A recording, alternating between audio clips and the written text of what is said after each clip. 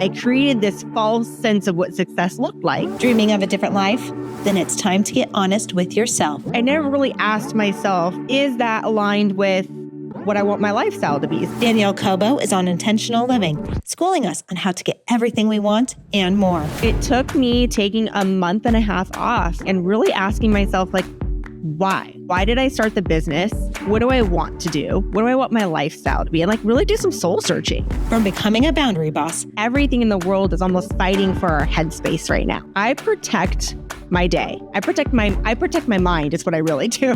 To facing our current reality. Like we need to start asking ourselves, what are we prioritizing? Yeah, 100%. Because that life you're dreaming of is a lot closer than you think. I want you to be successful and I want you to love what you do, but also more importantly, be present for your family or yourself. Like should always take the priority. On an all new Intentional Living with Courtney Meyers. Before we get into the show, I've got a question.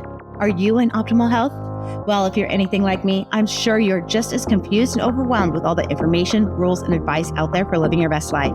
And to make matters worse, you don't know where to turn to get some clarity. We have to ask ourselves, why is that happening? But lucky for you, I've got someone that can help. I made it a part of my mission. Well, I'm going to learn everything I can about health, and happiness, and healing, and thriving, and what that means to be an optimal human. And I'm going to just scream it from the rooftops. My friend Samantha Lotus has got a new course that will break down everything you need to know to optimize your life and get your health journey back on track. We have to move away from these rigid structures of like, you have to be this way, and you have to do this way, and you have to eat this, and you have to follow this. And like, I don't think that's where it's at. I know this because she has personally helped me wean off unnecessary medication. She's created a wellness kit for me so that I can optimize my own personal health goals. And she's opened my awareness to the work-life health connection. That's where it starts. She's so good at what she does. I know you'll be racing to sign up for her course. Just take a listen to her on episode 99 of Intentional Living, and you won't want to wait. It's about finding what works for us and being in the trial and error and allowing it to be messy and imperfect and having a lot of grace and compassion with the journey. Check out Optimum by Samantha Lotus. It's linked below. And if you use my special code, Courtney, you'll get $100 off the course. It is that balance, and it's finding the right equation for you. Don't miss out. Welcome to Intentional Living with Courtney Meyers, a podcast dedicated to those seeking a more fulfilled and purposeful life through thought-provoking conversation, spiritual exploration, and authentic connections. The intentional movement has begun, and if you found yourself here, you are a part of it. Intentional Living with Courtney Meyers starts now. Hi, Danielle. Welcome to Intentional Living with Courtney Meyers. I'm so excited. We finally get to have this conversation. We have both rescheduled on each other many a times, probably for some similar reasons. And I am happy that we finally get to do this and meet. So welcome to the show. I am thrilled to be here. Yes, I am thrilled to talk about, you kind of give me a snippet of one of our reschedules of why it happened from a burnout perspective. And I know you talk about this. I know you talk about a lot of things, especially in the corporate world and, you know, keeping your team resilient and driving through with grit. But I also kind of think a lot of what I suffered over the summer, everyone knows I took, a 3-month hiatus from the show. We put everything on pause unexpectedly.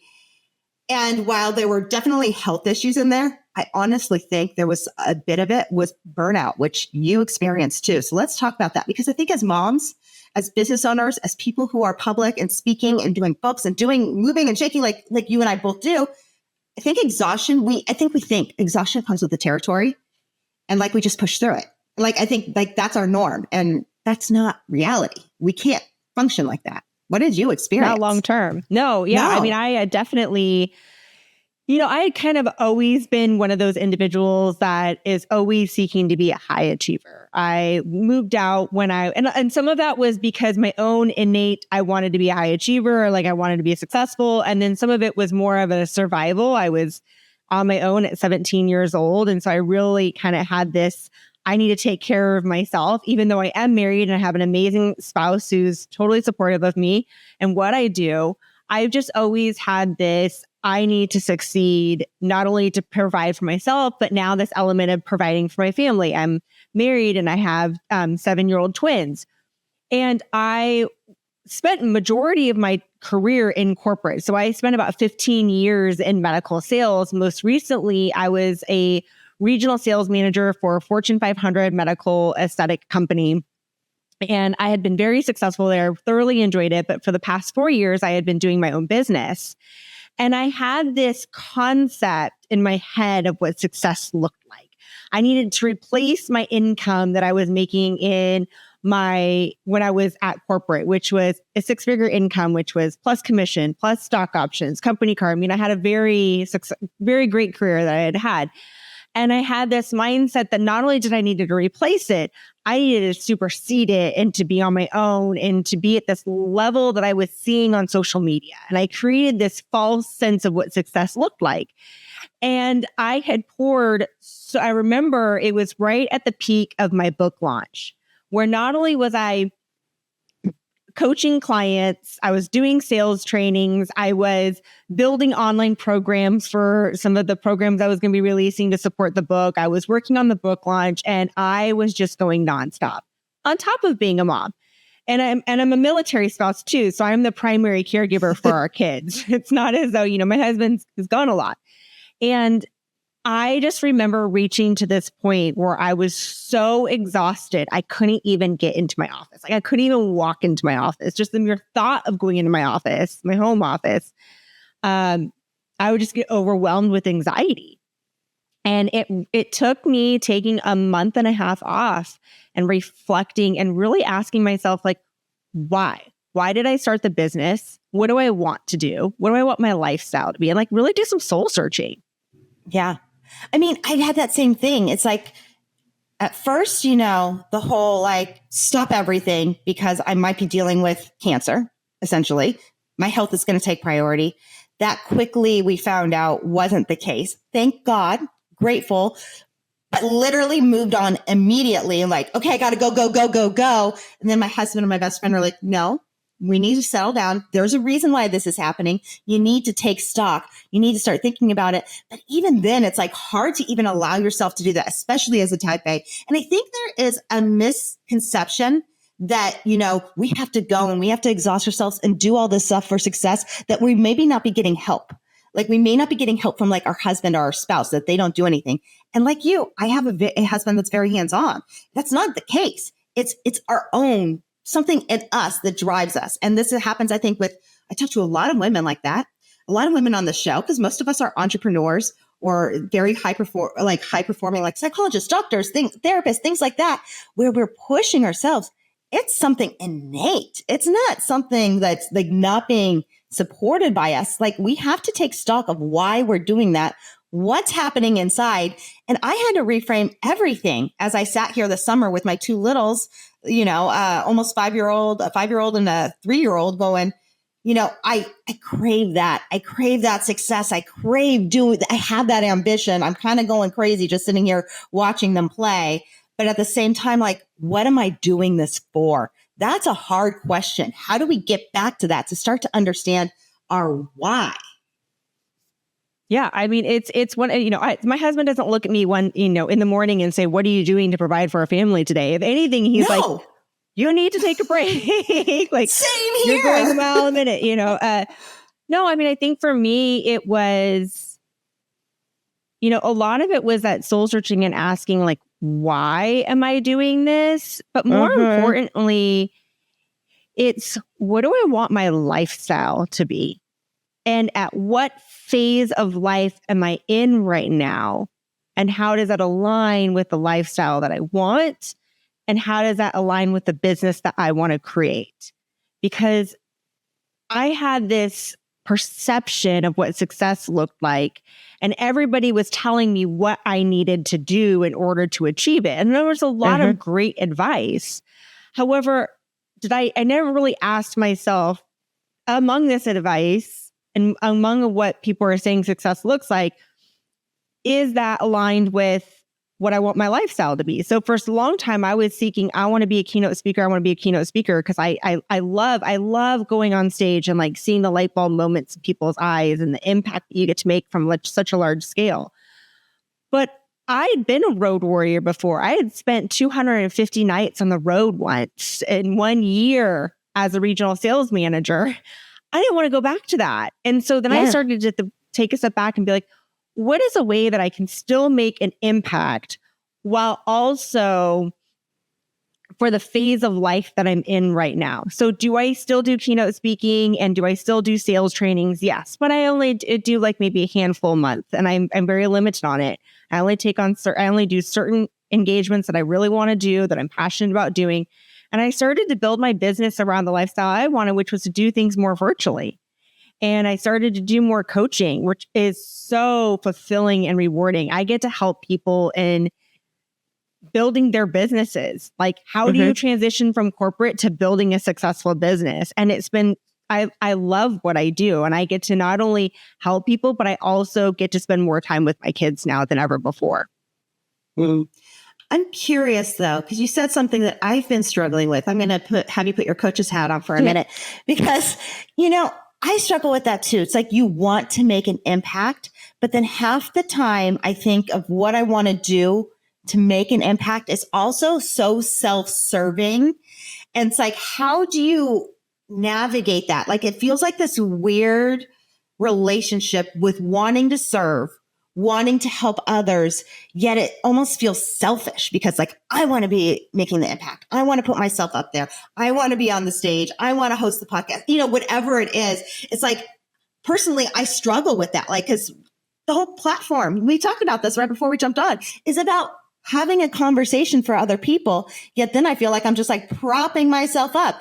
And I think women feel like a very weird push and pull with everything in life. Like, I feel like there's whether you want to be a successful businesswoman, but you want to be a good mom, you want to be public, but you want to make an impact and be selfless. Like, there's a struggle. How do we make, what's that word? Not consolidate. My mind, I told you, I'm dealing with allergies here. My mind is not working like it should be, but like, how do we rectify those two things? How do we bring them together? For me, I mean, I took a step back and really looked at my business. And, at the peak of where I had hit my exhaustion, I had just finished writing the book. I had one of the top globally rated podcasts. So I was writing a book. I was hosting a podcast. I was writing articles for magazines. I was doing coaching. I was traveling for speaking engagements. I was writing articles on LinkedIn and on my website because you had to drive SEO and all. I was doing all of these things instead of really mastering a handful. And where in my business can I make the most impact? And also I look at like revenue generating activities that are also making an impact. And so I started to peel back and say, you can still make a difference, but like, let's really master one. What's a free resource I can give reach to support the people that may not be able to afford your services? Podcasting is one of them, but there's also a cost associated with podcasting, and then where are the areas that you could make an impact with either honing in on one thing? Maybe it's coaching or speaking or something along those lines. Writing a book is another one. But instead of trying to do all of those, really, like, where are your people gravitating the most? Meet them where they're at. And how do we get the help to do that? Because, we spread ourselves so thin. To make that impact, we have to do it all. And we feel like we have to do it all, especially when we're leading, whether it's your company or your family. Like, we feel like we can't let go. How do we start to get those resources around us to help us so that we can make the most impact ourselves in our passion and with our gifts? Yeah. So, I mean, a lot of times when I'm working with clients, I'll kind of talk about walk me through your tasks in your business and walk me through your tasks at home. What are you doing in your business? What are the things that you love doing in your business? What are the things that you don't like doing in your business? Where are your revenue generating activities? Where are your non-revenue generating activities? However, but they still serve a purpose. Do they serve a purpose in your business or do they not? And then also at home. And then I look at the business and at home, and let's focus the time that is going to make the most impact and that you enjoy doing. What are some areas that we're going to delegate out? What are some areas that we're going to change the prioritization on too? I mean, there's a lot of things that I want to do, However, I always ask myself, where does this fit within the priority list? Okay. I've wanted to clean my garage for a really long time, but it hasn't sat in the top of my priority list. Yeah. You know, ironically, I'm doing it today after I'm done with this. I'm going to it's been on the priority list for several months. I'm going to do it today because I carved out some time. But, you know, I always look at like what is your priority list and work down it and carve out time for certain tasks. Don't just create a to-do list. Say, here's the things that I want to do and where in my schedule am I going to do that? Because a to-do list just on a piece of paper is just a list. You got to carve out the time to do it. Well, I think we need to take a hard, long look at our priorities. Like even when I was talking about the summer, my priority was to get healthy. I didn't. And then, so is that really a priority? Like I didn't do the stuff that I needed to do to prioritize my health. I made every excuse in the book. I have 2 little kids. It's hard. It's summer. I can't do this. I can't, can I not? Like, is that real? Like we need to start asking ourselves those questions. We need to get honest with ourselves. What are our priorities? Now that the kids have gone back to school, it's like, okay, I am getting up. I am doing that workout. I am eating healthier. I am making choices. But like, I think, kid ourselves into what our purpose is and what our priority is. We're lying to ourselves. So we have to learn how to get honest with ourselves and truly look at it. And the first thing we can do is, what are we prioritizing? Yeah, 100%. It's funny because I have a family member of mine who is older and retired. And I was asking, like, they started to do, we got them a Pilates gift certificate for Christmas last year. And they were like really, I was excited for them to try it because they talked about wanting to work out. And I was like, how'd you like the first class? And I'm like, well, I liked it. I just don't know if I'm going to have time for it. And I'm like, you're retired.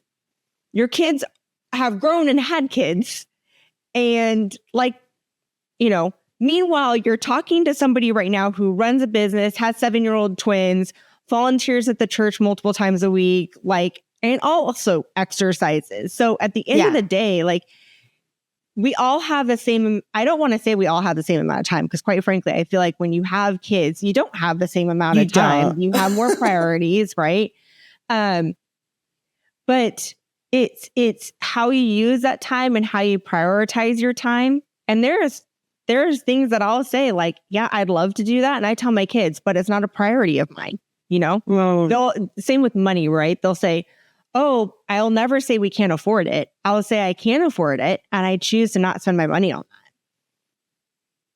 that. I love that because we are instilling also in our children this foundation, these beliefs that they're going to grow up with. So the minute we say, our words are so powerful, I can't afford that or I don't have time, then that's how they start to form their psyche. And that's not the reality. It's like we can, but I choose not to. And we have to learn how to pick and choose. I even said that to one of my girlfriends talking about this show and what we do. I love having these conversations.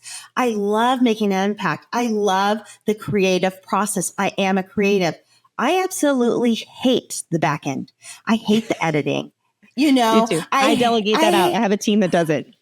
And I came from a place where I had a lot of professionals in Hollywood doing this work for me. So I have like a perfection level. And I said to her this summer, I think I need to find some help here. And she's like, but your brand isn't big enough at this point or known enough to really hand over the reins to someone else because they're not going to do it the way you want to do it. And I sat back and thought about that. And one, I was like, well, that's a very closed and narrow-minded way to think. Maybe someone else will infuse something else that this needs into it. And 2, that's just, we just need to open up ourselves to accepting help in other ways. Yeah, it might not be done exactly the way I want it, but it doesn't mean I can't teach someone. Or maybe I can't go out and afford that Academy Award-winning editor that I used to work with. Maybe I have to start with an intern, but I produced someone for 20 years. I should be able to train this person and produce so that they can produce and edit the way I want. And so we need to really look at our resources. It's not that we can't afford it or whatever. It's like we need to get creative because there's options out there. Yeah. I look at what are the things that at home, I have somebody that cleans my house. And the reason why is my husband and I work really hard. And on the weekends, we want to spend time together.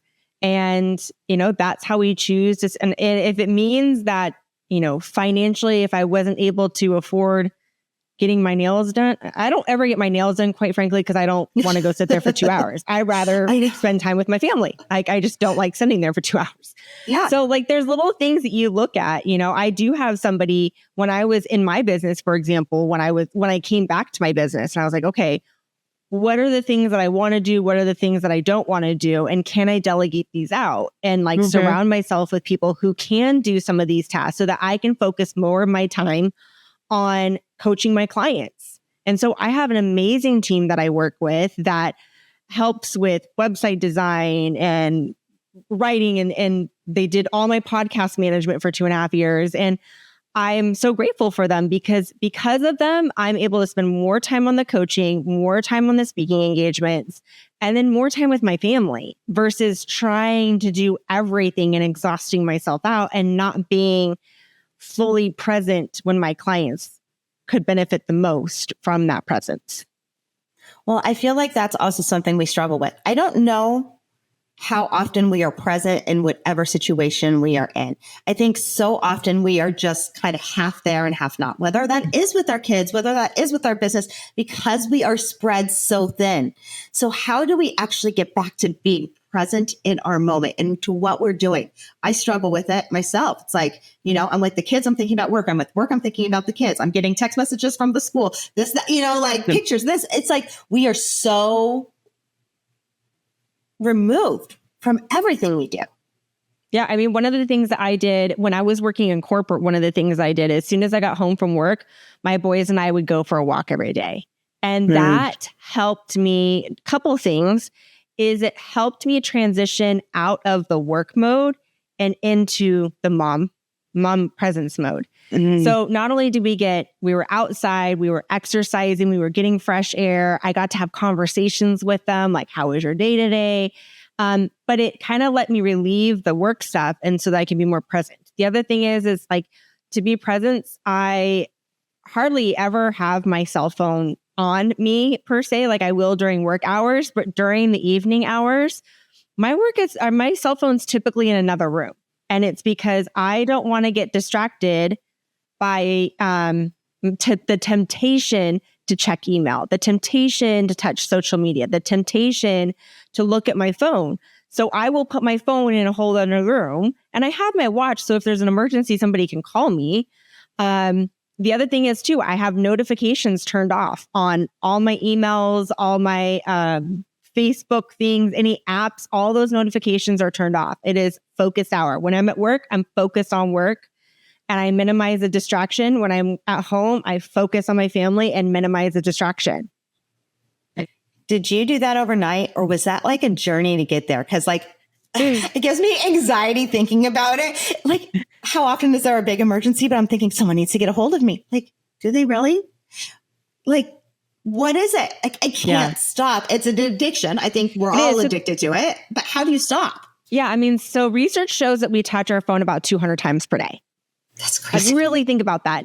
One of the things that's a reality check for some people is there's the screen time app that's on your phone and it tells you how many hours you're on the phone. And I believe that creates awareness for us. But for me, it's sometimes I'm really good at it and sometimes I know I'm not. One of the things is I give my kids permission to tell me to get off the phone. So sometimes I'm not as diligent at it. And I have told my kids, if you see me on the phone when I could be with you, then I give you permission to remind me to get off my phone. And they do. And then a lot of times I will, plug my phone in, but I've got to put it in another room. If it's near me, I'm tempted to touch it.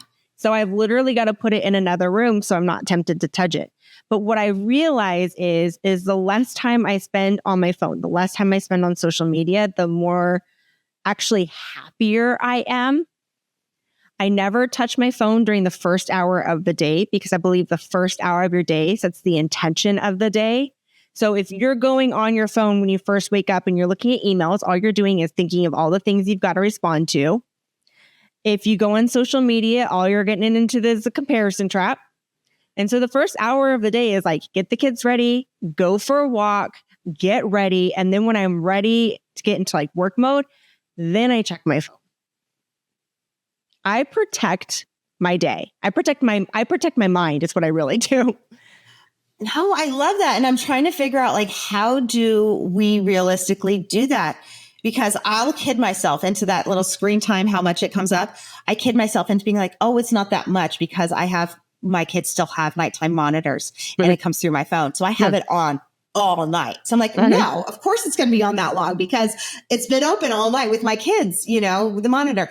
And then that's the other reason. It's right next to me. I have to turn it off in the morning when they wake up. So then all of a sudden I'm on my phone, or I go for my walk. I have to listen to my podcast because I need to like multitask or whatever it is. There are these things like you can kid yourself into not, and you can find really valid reasons. Those are all very valid reasons to have my phone on me and open.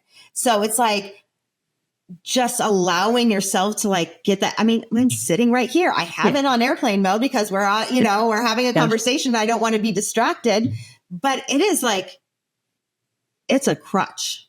Mm-hmm. Yeah. I mean, one of the things that I would invite people to do, if you're feeling like you're exhausted and you feel like a lot of times that exhaustion is that feeling like everybody's fighting for our attention. Everyone, I believe that everything in the world is almost fighting for our headspace right now. Yeah. And so I'd invite people, don't check your phone during the first hour of your day. Like really get ready, get the family ready, go for your walk. I understand if you listen to music, but then fine, then don't check your email and don't check social media for the first hour of your day. And the same thing with the last hour of your day, because if you check your email or you check social media, you're going to be basically trying to fall asleep, thinking of all of the tasks you didn't do that day and all the tasks you've got to do tomorrow. So protect the first and last hour of your day. Also, another thing is if at any given time you're with your family, try to keep the cell phone in a whole other area, a whole other room in the house. The third thing is to try to turn off as many notifications as you can. And this is one where people struggle the most, but I don't have email notification on my computer. And the reason being is, no, I do not. The reason being is when I am focused on doing something, if we get a notification that says, you have a new email, your brain is then going to that email, it's going to open it up. You're wondering what the email is. Then you're thinking about what you need to respond with. You either respond that moment, or you're going to find out that you're going to respond later. And then you're going to try to go back to your other email. And what that's doing is it's taking your focus away, and it takes time for your brain to get refocused in on the task that you are doing. So you are mentally exhausting yourself going back and forth every time you get a notification. So I say, like, really put boundaries in place to protect your headspace so that you are not creating the unnecessary exhaustion that we have throughout the day. I just had a light bulb go off because, as women, a lot of the times we pride ourselves in multitasking. Those notifications keep us multitasking. Mm-hmm. I mean, it's literally when we have those notifications, or we are trying to multitask, where I'm doing laundry and writing emails and editing, and this, like, everything takes so much longer. Mm-hmm. One. And two, like, if you're a mom and you have kids, or you have young kids, or if you've had young kids, obviously, you will know it would be like living with toddlers 24/7, 365 days a year that never grow up. That's what our notifications are. We all know it's a season of life. I'm in it. It's fucking hard. Like, it is hard. And you're constantly getting pulled in a million different directions. Even with 7-year-old twins, I'm sure you're still in that spot. Like, I don't know at what point, like, that neediness stops. It's neediness, but in a different way. And my husband was deployed for a year between the ages of 1.5 and 2.5. So I remember being like the, primary caregiver for a year and a half while he was deployed. Well, yeah, that exhaustion is real. And we're just adding to it with things like our notifications or trying to multitask. Like, we're not doing ourselves any favors. I mean, what did you get out of your burnout and your exhaustion by doing some of these things, by slowing down? Did that help? Yeah, those different strategies, like in tactics and strategies, I would say for time management, I did a long time ago. There was a book that I read, which was like 15 Successful Tips to Time Management.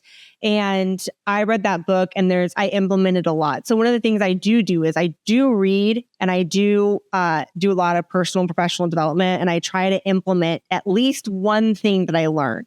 And then over time, those implementations of new habits, they grow over time. And then I've implemented a lot over the years. Yeah. So like I've kind of just done one at a time, and then it grows. But people will always ask, like, how are you so focused like during the day, And it's because I've implemented some of these things. I'm very protective over my time. And, somebody had reached out to me yesterday and he's like, oh, can we set up a 15-minute call to talk about, he's going to want to pitch me on something. I said, you know what? I appreciate it. But, if I said yes to every 15-minute call, my calendar would be filled up with people trying to sell me some things and not my coaching clients, and my time is reserved for them. And he's like, I respect that, but you've got to really you really got to protect it. Well, how do you protect it when it's just the tabs in your head? When it feels like you have a million different windows open in your head? Okay, so that's a great question. Because especially as women, we do have, you see those Instagram reels that go by and it's like a man thinking versus a woman thinking. Yes. And all the things she's got to do. Get it on paper. Yeah. Get it out of your head and get it on paper. So a lot of times, like even in nighttime, if I, for some reason, for example, I'll get like a great prompt to write, because I post on LinkedIn every single day. And so I'll literally wake up, jot the notes down real quick, email it to myself, and then it goes in my to-do list for my email, and then I tackle it the next day. But really, whatever is in your head, try to get it down on paper, because if you keep it in your head, all you're doing is ruminating thoughts over, I got to remember this, I got to remember this, I got to remember this. You're mentally draining yourself. So either I like everything serves a purpose. If you've got something that you need to do, just put it on the calendar, put it on, email it to yourself, put it on a to-do list.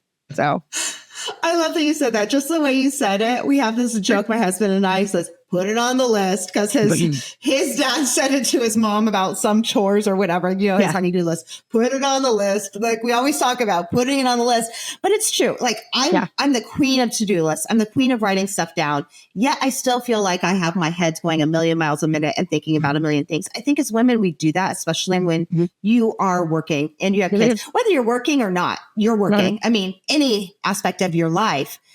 There's just so much. I wish sometimes that we could just empty the mind. And I guess that's just practice. I guess that's just meditation practice. I should know how to do that with the amount of spiritual mentors and teachers I have on this show. But like, there is something to be said about getting it out and removing all of these distractions so that we can be present in whatever task we are dealing with, because we are too distracted. And I think that is causing a lot of exhaustion and burnout that is unnecessary. I wonder if back in the day, you look at things from the 50s or 60s, or before cell phones, when people were working, like they shut off. Like you said, they got home and you could shut off and you wouldn't be reached until the next day. Sometimes I wish for that. I long for times like that. Yeah, I know. And it's funny because there's a family member that I speak of that, she'll say, you don't really, I didn't hear back from you. And I was like, and I don't ever apologize either, by the way. I actually say, thanks for your patience. Thank them on my delayed response while I was cooking dinner or while I was doing homework with my kids or while I was, enjoying some TV or quality time with my family. Like it's, just because I have a cell phone doesn't necessarily mean that I am available. And we also don't always have to explain what we're doing too. So I do a lot of sales coaching for the medical aesthetic industry. So like in sales professionals, and they get requests to do these events at night that don't really make sense for them to do, but they get requests and they have a hard time saying no. And I just say, I'd love to help you with that event. Unfortunately, I do have a commitment at that time. So let's schedule another time and I'll help you prepare for it or whatever it is. But like you can say, I already have a commitment. And maybe your commitment is to sit on the couch and rest. That is a commitment with yourself. And that's okay. You don't need to explain that. You just have a commitment. So you can say no without feeling guilty? I can say no. Well, first off, I never say no. I say yes. Yes, I would love to attend, and thanks for inviting me. Unfortunately, I do have a commitment that day. So maybe let's schedule something another day. That is even a challenge. That's a challenge. Of course, you're in sales. My husband's in sales too. He's in medical sales as well. And he's like, always go for the no. Always go for the no. Like, that's why he's like, every no is like, gets me closer to that yes. Yeah. So I love that you're saying yes. But like, just the guilt of saying, oh, I'm so sorry, or apologizing for not getting back to someone. Like, that's real. If I'm apologizing, I'm making it about me. I'm so sorry. But if I thank them, thanks for your patience. Thanks for your understanding.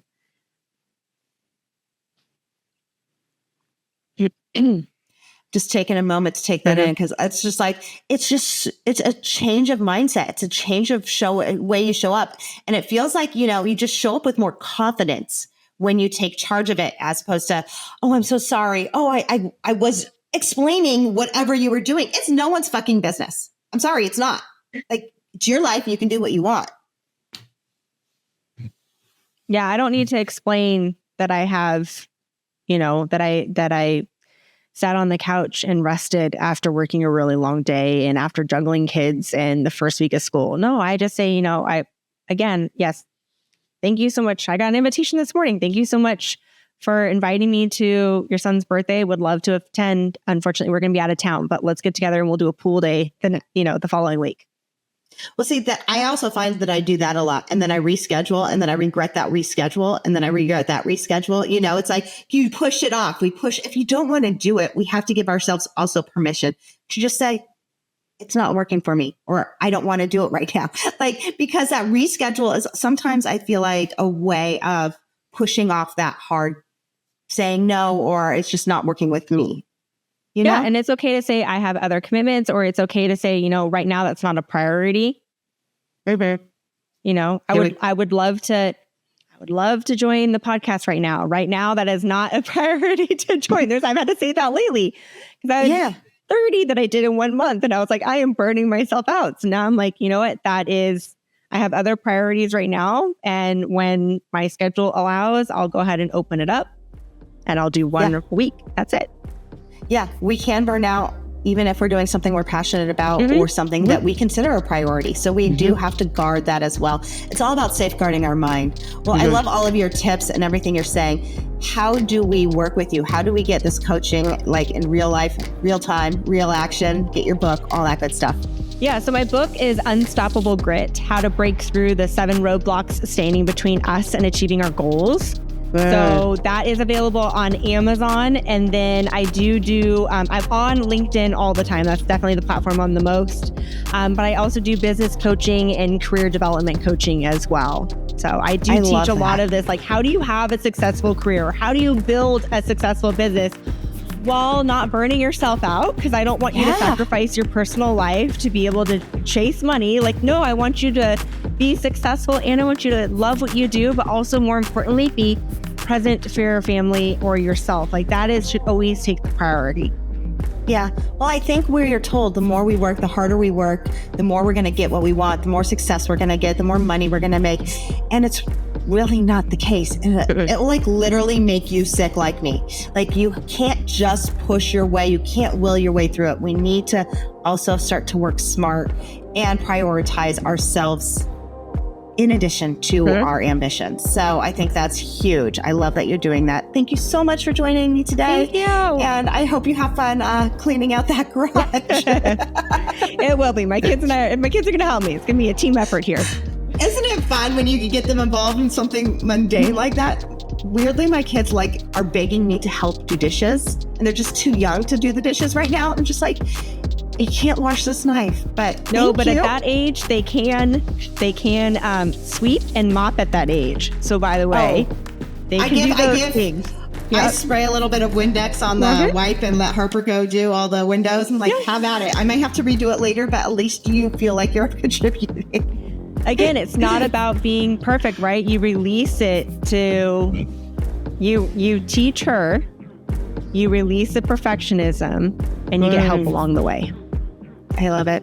Well, thank you so much, Danielle. Thank you. And that's it for today's Intentional Living with Courtney Meyers. Thank you so much for joining us. And thank you, Danielle Cobo, for the great conversation all about prioritizing what's important in our life so that we can beat things like burnout and exhaustion. If you want to work with Danielle or get her book, I'll put all the information in the show notes below. And as always, you can find Intentional Living with Courtney Meyers and Intentional Media on our website at CourtneyMyers.com. That's where you find books, courses, and everything else we have coming out soon. I'll talk to you later. Bye.